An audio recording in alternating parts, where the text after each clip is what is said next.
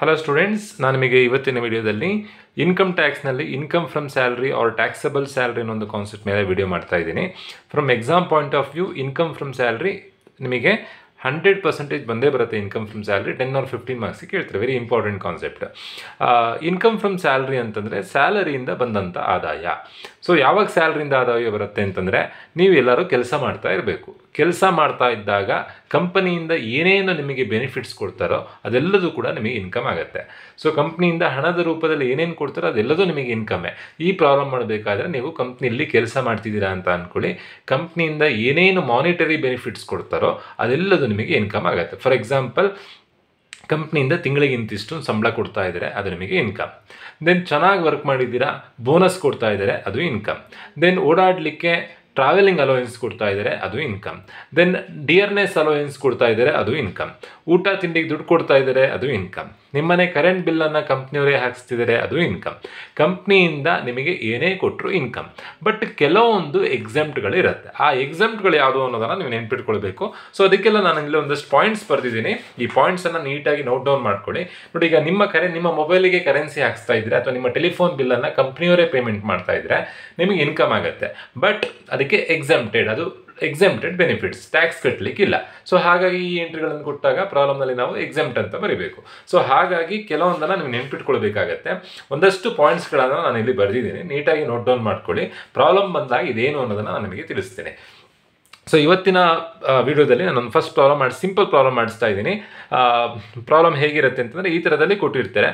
So ಕ್ವಶನ್ನಲ್ಲಿ ನಿಮಗೆ ಕಷ್ಟ ಅಂತ ಅನಿಸೋದು HRA ಅಥವಾ RFA. HRA ಅಂತಂದರೆ ಹೌಸ್ ರೆಂಟ್ ಅಲೋಯೆನ್ಸ್. ಕಂಪ್ನಿಯಿಂದ ಮನೆ ಬಾಡಿಗೆಗೆ ಅಂತ ಹೇಳಿ ಇಂತಿಷ್ಟು ಅಂತ ದುಡ್ಡು ಕೊಡ್ತಾ ಇರ್ತಾರೆ. ಅದು ನಮಗೆ ಇನ್ಕಮ್ಮೇ. ಕಂಪ್ನಿಯಿಂದ ಮನೆ ಬಾಡಿಗೆಗೆ ಅಂತ ದುಡ್ಡು ಕೊಟ್ಟರೆ ಇನ್ಕಮ್ ಆಗುತ್ತೆ ಆಬ್ವಿಯಸ್ಲಿ.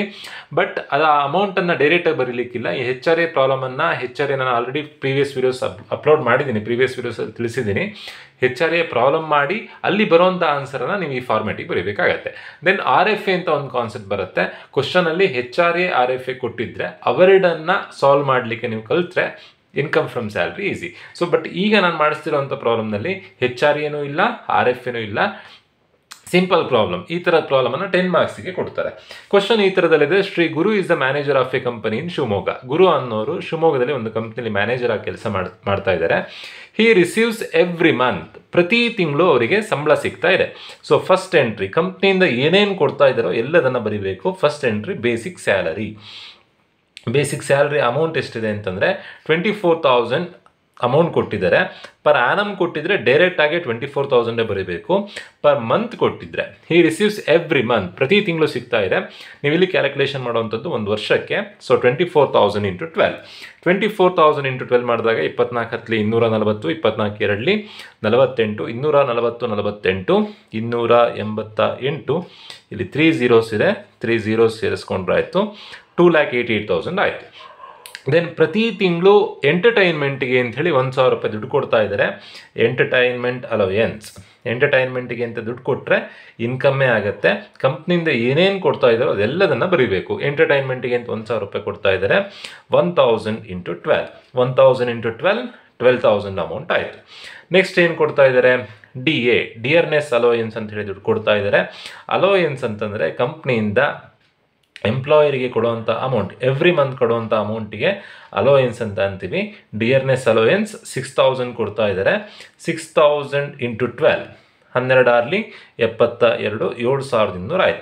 ಬಟ್ ಎಲ್ಲ ಅಲೋಯೆನ್ಸನ್ನು ಡೈರೆಕ್ಟಾಗಿ ಬರೀಲಿಕ್ಕಿಲ್ಲ. ಕೆಲವೊಂದನ್ನು ನೀವು ನೆನ್ಪಿಟ್ಕೊಳ್ಬೇಕು. ನೋಡಿ, ಫ್ಯಾಮಿಲಿ ಅಲೋಯೆನ್ಸ್, ಫ್ಯಾಮಿಲಿ ಮೇಂಟೆನೆನ್ಸ್ಗೆ ಏನು ದುಡ್ಡು ಕೊಡ್ತಾ ಇದ್ದಾರೆ, ಮ್ಯಾರೇಜಿಗೆ ಏನು ದುಡ್ಡು ಕೊಡ್ತಾ ಇದ್ದಾರೆ, ನಾಯಿ ಸಾಕ್ಲಿಕ್ಕೆ ಏನು ಕೊಡ್ತಾರೆ. ಕೆಲವೊಂದು ಕಂಪ್ನಿಲಿ ಕ್ವಶನ್ ಪೇಪರಲ್ಲಿ ಕೊಟ್ಟಿದ್ದಾರೆ ಡಾಗ್ ಅಲೋಯೆನ್ಸ್ ಅಂತ, ಅವೆಲ್ಲ ಫುಲ್ಲಿ ಟ್ಯಾಕ್ಸಬಲ್. ಬಟ್ ಕೆಲವೊಂದು very important children education allowance, children hostel allowance ಎಲ್ಲ ಫುಲ್ಲಿ ಟ್ಯಾಕ್ಸಬಲ್ ಅಲ್ಲ. ಅದರಲ್ಲಿ ಸರ್ಟೈನ್ ಪೋರ್ಷನ್ ಎಕ್ಸಾಮ್ಟ್ ಇರುತ್ತೆ. ಅದು ನಾನು ನಿಮಗೆ ಪ್ರಾಬ್ಲಮ್ ಬಂದಾಗ ತಿಳಿಸ್ತೇನೆ. ಸೊ ಈಗ ಬೇಸಿಕ್ ಸ್ಯಾಲರಿ ಆಯಿತು, ಎಂಟರ್ಟೈನ್ಮೆಂಟ್ ಅಲೋಯೆನ್ಸ್ ಆಯಿತು, DA ಆಯಿತು. ಹಿ ಓನ್ಸ್ ಹಿಸ್ ಹೌಸ್, ಅವನಿಗೆ ಅವನದೇ ಆದ ಸ್ವಂತ ಮನೆ ಇದೆ. But the company has provided him the following amenities. ಕಂಪ್ನಿಯಿಂದ ಈ ಕೆಳಗಿನ ಅಮ್ಯುನಿಟೀಸ್, ಬೆನಿಫಿಟ್ಸನ್ನು ಕೊಡ್ತಾ ಇದ್ದಾರೆ. ಅವರ ಮನೆಗೆ ಕಂಪನಿಯಿಂದ ಗಾರ್ಡನರ್ ಕೊಡ್ತಾ ಇದ್ದಾರೆ, ಸ್ವೀಪರ್ ಕೊಡ್ತಾ ಇದ್ದಾರೆ, ವಾಚ್ಮೆನ್ ಕೊಡ್ತಾ ಇದ್ದಾರೆ, ಕುಕ್ ಕೊಡ್ತಾ ಇದ್ದಾರೆ. ಅವರೆಲ್ಲರ ಸ್ಯಾಲ್ರಿಯನ್ನು ಯಾರು ಪೇಮೆಂಟ್ ಮಾಡ್ತಿದ್ದಾರೆ ಅಂತಂದರೆ ಪೇಯ್ಡ್ ಬೈ ಏನು ಇನ್ಫಾರ್ಮೇಷನ್ ನೋಡಿ ಇವೆಲ್ಲ ಪ್ರೊವೈಡ್ ಮಾಡ್ತಿರೋದು ಯಾರು? ಕಂಪನಿ. ಸೊ ಎಲ್ಲ ಪೇಮೆಂಟನ್ನು ಕಂಪ್ನಿಯವರೇ ಮಾಡ್ತಿದ್ದಾರೆ ಅಂತ ಅಸ್ಯೂಮ್ ಮಾಡ್ಕೊಳ್ಬೇಕು. ಬಟ್ ಇವರೆಲ್ಲರ ಪೇಮೆಂಟನ್ನು ಅವನೇ ಮಾಡ್ತಾ ಇದ್ರೆ ಅದು ಅವನಿಗೆ ಇನ್ಕಮ್ ಆಗಲ್ಲ, ಅದನ್ನು ನೀವು ಇಲ್ಲಿ ಬರೀಲಿಕ್ಕಿಲ್ಲ. ಕೊಡ್ತಾ ಇರೋದು ಕಂಪ್ನಿ ಕಡೆಯಿಂದ, ಇವರೆಲ್ಲರ ಪೇಮೆಂಟನ್ನು ಕಂಪನಿಯವರೇ ಮಾಡ್ತಾ ಇದ್ದಾರೆ, ಹಾಗಾಗಿ ಇವನಿಗೆ ಇನ್ಕಮ್ ಆಗುತ್ತೆ. ಸೊ ಇವಿಷ್ಟು ಫೆಸಿಲಿಟಿಯನ್ನು ಬರೀಬೇಕು. ಏನೇನು ಫೆಸಿಲಿಟಿ ಕೊಡ್ತಾ ಇದ್ದಾರೆ? ಗಾರ್ಡನರ್ ಫೆಸಿಲಿಟಿ, ಗಾರ್ಡನರ್ ಇಲ್ಲಿ DA 6000 × 12 72,000 ಆಗಬೇಕು. 10 ಬಿಟ್ಟು ಹೋಗಿತ್ತು, ಆ್ಯಡ್ ಮಾಡಿದ್ದೀನಿ ನೋಡಿ. ಕಂಪ್ನಿಯಿಂದ ಗಾರ್ಡನರ್ ಕೊಡ್ತಾ ಇದ್ದಾರೆ, 150 ಕಂಪ್ನಿಯವರೇ ಪೇಮೆಂಟ್ ಮಾಡ್ತಾ ಇದ್ದಾರೆ.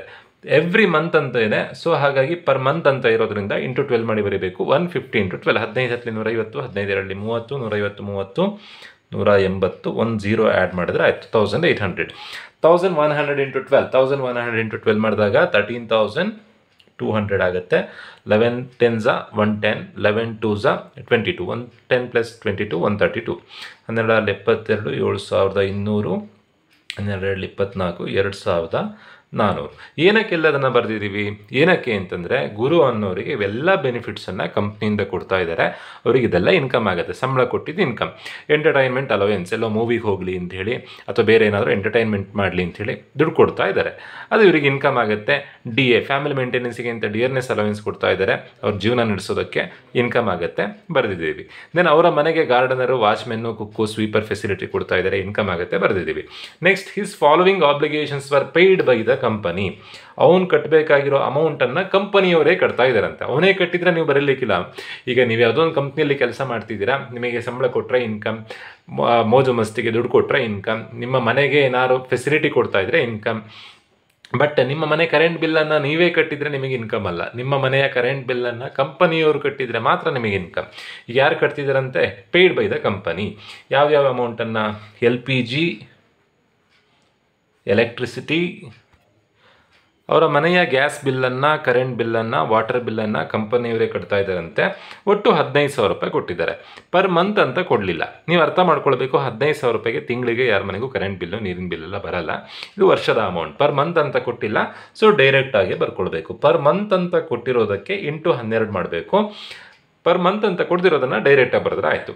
Annual membership fees of Lions Club. ಕ್ವಶನಲ್ಲಿ ಕೊಟ್ಟಿರುವಂಥ ಪರ್ಸನ್ ಲಯನ್ಸ್ ಕ್ಲಬ್ಬಿನ ಮೆಂಬರ್, ಅವನು ಕಟ್ಟಬೇಕಾಗಿರುವಂಥ ಮೆಂಬರ್ಶಿಪ್ ಫೀಸನ್ನು ಕಂಪನಿಯವರೇ ಕಟ್ತಾ ಇದ್ದಾರೆ, ಅವನಿಗೆ ಇನ್ಕಮ್ ಆಗುತ್ತೆ. ಆ ಅಮೌಂಟನ್ನು ಡೈರೆಕ್ಟಾಗಿ ಬರ್ಕೊಳ್ತಾ ಇದ್ದೀನಿ. Next, the company has provided him the facility of large car. Very important, ಕಂಪ್ನಿಯಿಂದ ಅವನಿಗೆ ಲಾರ್ಜ್ ಕಾರ್ ಕೊಡ್ತಾ ಇದ್ದಾರಂತೆ. ಲಾರ್ಜ್ ಕಾರ್ ಕೊಡ್ತಾ ಇದ್ದಾರೆ. ಆ ಕಾರನ್ನು ಅವನು ಪ್ರೈವೇಟಿಗೆ ಬೇಕಾದರೂ, ಪರ್ಸ್ನಲಿಗೆ ಬೇಕಾದರೂ ಯೂಸ್ ಮಾಡ್ಬೋದು. Then all the expenses including driver salary are borne by the company. Car ಕೊಡ್ತಾ ಇದ್ದಾರೆ, ಜೊತೆಗೆ ಡ್ರೈವರನ್ನು ಕೊಡ್ತಾ ಇದ್ದಾರೆ, ಎಲ್ಲ ಖರ್ಚುಗಳನ್ನು ಕಂಪನಿಯವರೇ ನೋಡ್ಕೊಳ್ತಾ ಇದ್ದಾರೆ. ವೆರಿ ಇಂಪಾರ್ಟೆಂಟ್, ಎಲ್ಲೋ ಕ್ವಶನಲ್ಲಿ ಅಮೌಂಟ್ ಕೊಡಲಿಲ್ಲ.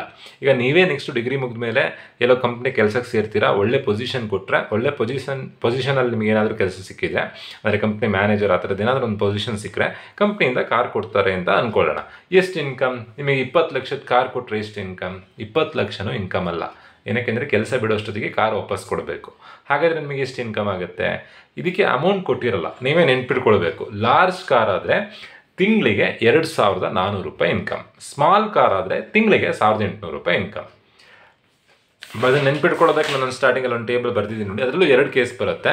ಕಾರಿನ ಖರ್ಚನ್ನು ಯಾರು ನೋಡ್ಕೊಳ್ತಿದ್ದಾರೆ ಅನ್ನೋದು ಇಂಪಾರ್ಟೆಂಟ್. ಕಾರಿನ ಖರ್ಚನ್ನು ಕಂಪನಿಯವ್ರು ನೋಡಿಕೊಂಡ್ರೆ ಒಂಥರ, ಎಂಪ್ಲಾಯಿನೇ ನೋಡಿಕೊಂಡ್ರೆ ಒಂಥರ. ನೀವು ಕೇಳ್ಬೋದು, ಎಂಪ್ಲಾಯಿನೇ ನೋಡಿಕೊಂಡ್ರೆ ಅವನಿಗೆ ಹೇಗೆ ಇನ್ಕಮ್ ಆಗುತ್ತೆ?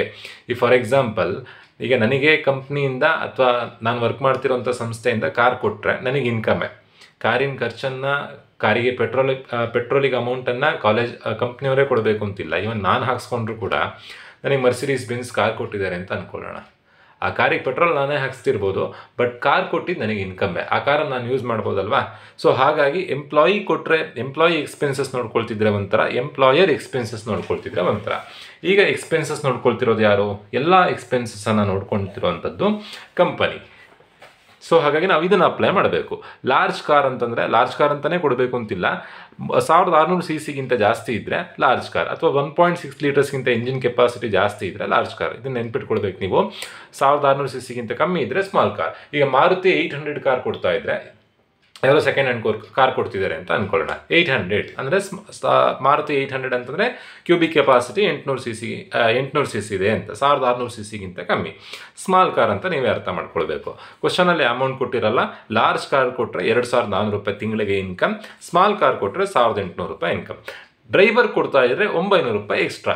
ಡ್ರೈವರಿಗೆ ಸಂಬಳ ಅವರೇ ಕೊಡ್ತಾ ಇರ್ತಾರೆ, ಕಂಪ್ನಿಯವರೇ ಕೊಡ್ತಾ ಇರ್ತಾರೆ. ನಿಮಗೆ ಹೇಗೆ ಇನ್ಕಮ್ ಅಂತಂದರೆ ನೀವು ಡ್ರೈವ್ ಮಾಡೋದು ಬೇಡ ಅಲ್ವಾ, ಆರಾಮಾಗಿ ಸುಮ್ಮನೆ ಕೂತು ಕಾರಲ್ಲಿ ಹೋಗ್ಬೋದು. ಹಾಗಾಗಿ ಪ್ಲಸ್ 900 ರೂಪಾಯಿ ಎಕ್ಸ್ಟ್ರಾ. 2400 ರೂಪಾಯಿ ಕಾರ್ ಕೊಟ್ಟಿದ್ದಕ್ಕೆ, ಡ್ರೈವರ್ ಕೊಟ್ಟಿದ್ದಕ್ಕೆ 900 ರೂಪಾಯಿ ಎಕ್ಸ್ಟ್ರಾ. ಈಗ ನೋಡಿ, ಈ ಪ್ರಾಬ್ಲಮ್ನಲ್ಲಿ ಲಾರ್ಜ್ ಕಾರ್ ಕೊಡ್ತಾ ಇದ್ದಾರೆ. ಫೆಸಿಲಿಟಿ ಆಫ್ ಲಾರ್ಜ್ ಕಾರ್ ಅಥವಾ ಲಾರ್ಜ್ ಕಾರ್ ಅಂತ ಬರ್ಕೊಳ್ಳೋದು 2400 ರೂಪಾಯಿ ತಿಂಗಳಿಗೆ ಇನ್ಕಮ್. ಯಾಕೆ ಅಂತಂದರೆ ಕಂಪನಿಯವರು ಕಾರಿನ ಖರ್ಚನ್ನು ನೋಡ್ಕೊಳ್ತಾ ಇದ್ದಾರೆ. ಪ್ಲಸ್ 900 ಏನಕ್ಕೆ ಅಂತಂದರೆ ಡ್ರೈವರನ್ನು ಕೂಡ ಪ್ರೊವೈಡ್ ಮಾಡ್ತಾ ಇದ್ದಾರೆ.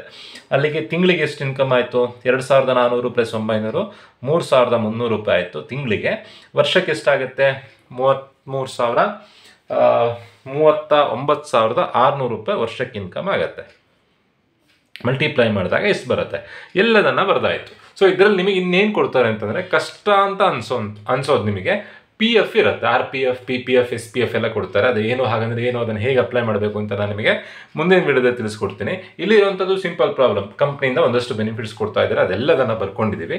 ಟೋಟಲ್ ಮಾಡಿದಾಗ ಬರುವಂಥದ್ದು ಗ್ರಾಸ್ ಸ್ಯಾಲರಿ. ಸೊ ಇವಿಷ್ಟನ್ನು ಟೋಟಲ್ ಮಾಡಿದಾಗ ಬರುವಂಥ ಆನ್ಸರ್ ಏನು ಅಂತಂದರೆ,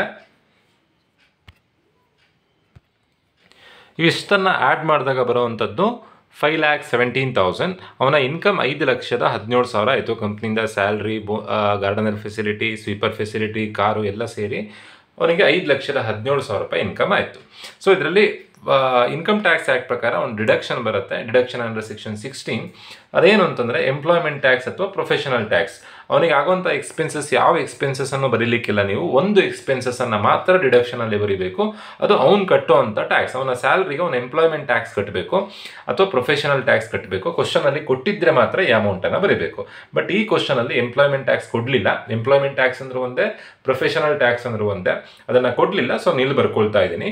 ಸ್ಟ್ಯಾಂಡರ್ಡ್ ಡಿಡಕ್ಷನ್ ಅಂತಂದರೆ ಯಾರ್ಯಾರು ಸ್ಯಾಲ್ರಿಡ್ ಎಂಪ್ಲಾಯೀಸ್ ಇದ್ದಾರೋ ಅವರ ಇನ್ಕಮಲ್ಲಿ ನೋಡಿ, ಈಗ ಅವನ ಸ್ಯಾಲ್ರಿ 5,17,000 ಇದೆ.